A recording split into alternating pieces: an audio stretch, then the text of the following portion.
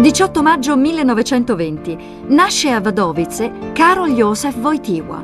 Wojtyła viene eletto papa il 16 ottobre 1978 con il nome di Giovanni Paolo II. Il suo è il terzo pontificato più lungo della storia, dopo Pio IX e San Pietro.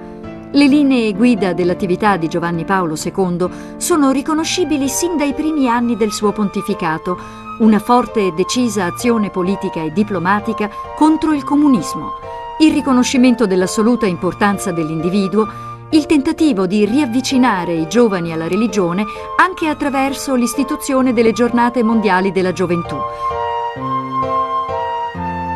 La necessità di un riavvicinamento tra le religioni, in particolar specie quelle cristiane. Giovanni Paolo II è il Papa che più ha viaggiato e quello che ha beatificato e canonizzato di più. Il 13 maggio 1981 è vittima di un attentato, al quale fortunatamente sopravvive. Giovanni Paolo II muore a Roma il 2 aprile 2005. Hanno chiamato